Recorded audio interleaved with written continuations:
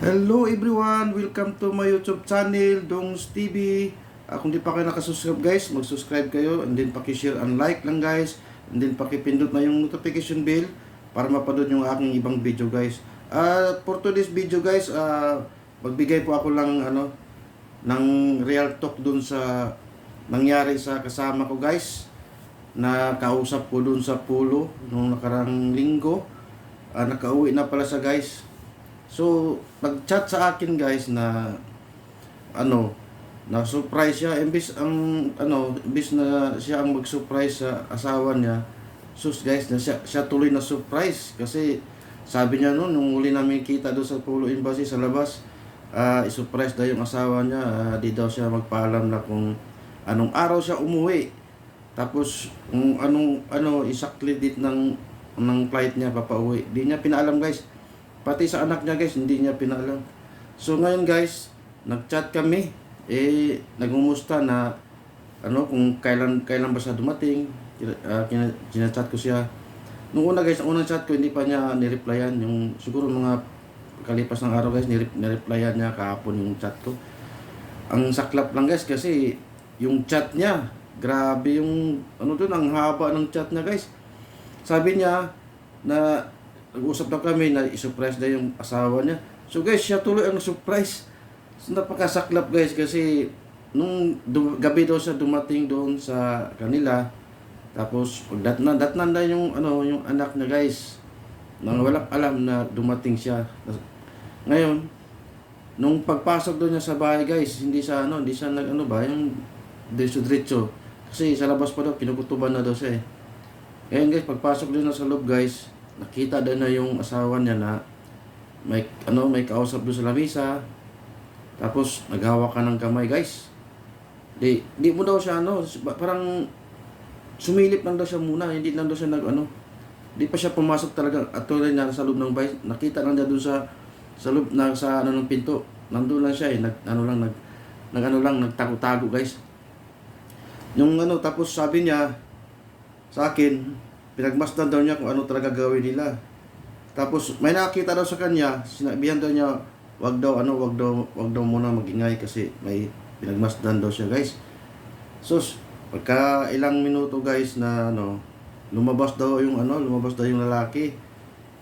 Gusto sana lapitan yung asawa niya. Paglingon niya sa asawa niya guys, wala na rin doon sa lamesa. Lumabas din. Sinundan niya guys, sinundan daw niya sa labas. Doon daw sa may papunta ng labasan ng yung parang farm nila. Doon daw guys, sinusundan daw niya. Ang ginagawa daw niya, nagkamang-kamang daw siya para talagang para di siya mahuli. Ang unang kamang niya, medyo siya, nakakita siya ng ahas. Umiwas siya. Yan ang kwento niya sa akin guys. Kasi tumawag siya lahat kinikwento niya. Na ganito ganun guys, talaga, nahuli talaga yung asawa niya. Na walang kalam-alam. Tapos, nung time nahuli guys, ang ginawa niya, hindi niya yung lalaki. Ang bait talaga ng kaibigan ko. Talaga, inaktuhan talaga niya na talaga kung aktuhan talaga niya nakalato-lato na. Nakahubot-ubad na sila guys. So, binuraga na ngayon. Sinabi daw niya na ganito pala yung ginawa mo habang wala ako, habang nasa abroad ako. Akala ko ba matinong asawa ka? Ano yung sabi niya Sinabihan niya. Ngayon, hindi niya yung lalaki, nagulat ng lalaki. Hindi niya kinausap lang sila. Kinausap na sila, ganito gano'n, na pagpatuloy nyo lang. Kasi wala na akong time, babalikan ko yung asawa ko. Yan ang sabi niya Tapos yung time daw yung iniwan sila doon, pumunta daw sa bahay nila. Nakita yung anak niya.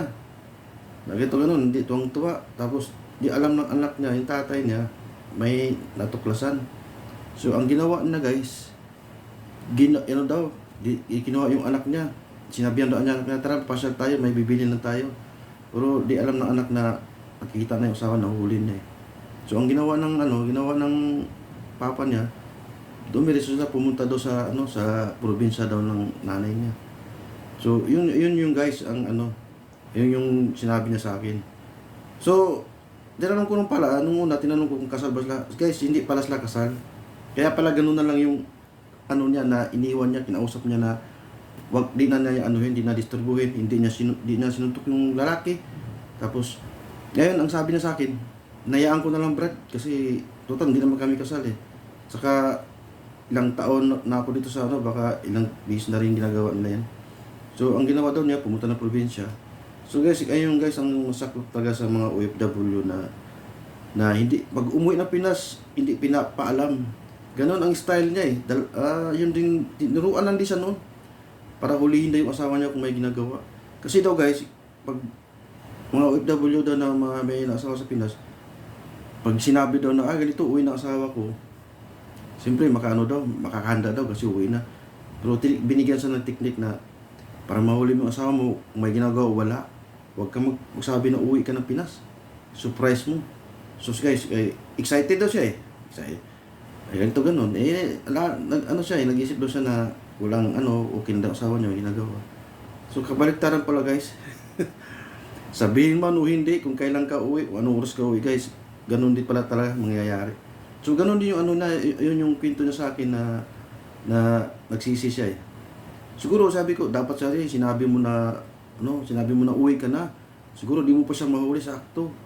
Siguro mapag-usap pa kayo maayos. Sige eh, sa loob ng 2 taon, namimiss yung isa't isa, di ba? So dapat yun sana ginawa mo. Nagpadala daw siya eh. Yun daw sinabi sa kaibigan niya. So guys, mahirap talaga pag OFW. Lalo pag 2 taon kontrata mo, di mo alam kung anong ginagawa ng asawa mo sa Pinas. Sa ngayon, ang ginawa niya, chat kami kanina, sabi niya sa akin, kumusta? Sabi niya, nasa daw siya, nasa mama daw niya sa Pangasinan Pangasinan. So, iniwan na, hindi na siya kinakausap ng asawa niya, hindi na niya kinakausap kasi, wala, naaktuhan naman eh. Diba? Kung naaktuhan mo, ayaan mo na yun, huwag mo nang anuhin.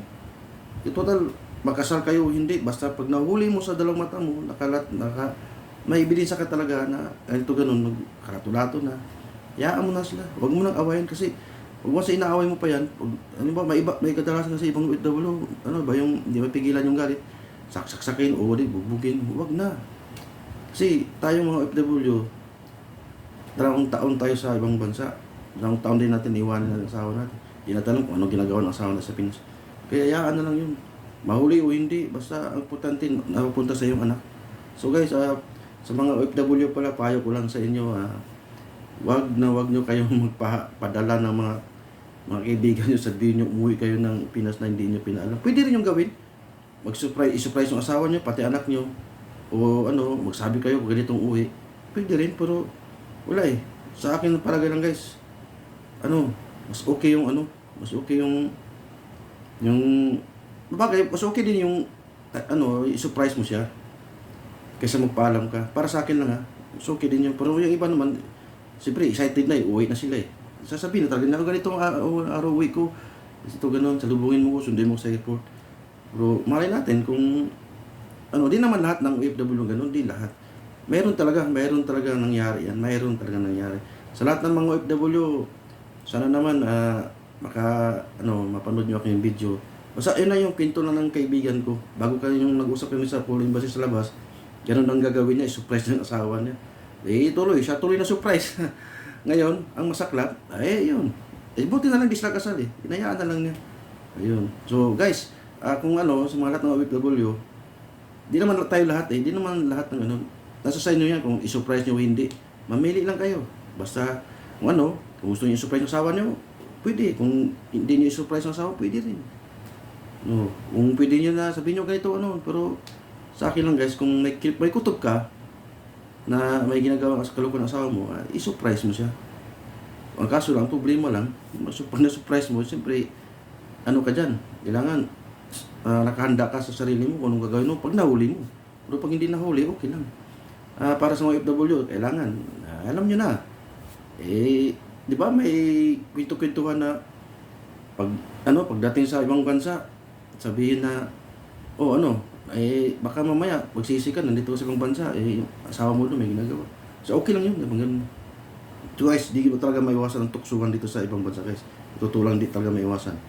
Nandito yung biruan, nandito yung kalukuhan talaga na ganun. Naranasan ko rin yan. Minsan mga nagsuntukan pa yung mga yan eh, kasi di sumakay sa biro ba? Siguro first timer. Pero kulang yung napayuhan lang, sabi niya. Bago kayo mag-ibang bansa, mag-isip-isip talaga. Yun lang. So guys, maraming salamat po sa aking video guys. Sana subscribe nyo guys. And then, pakishare nyo lang. So guys, maraming salamat.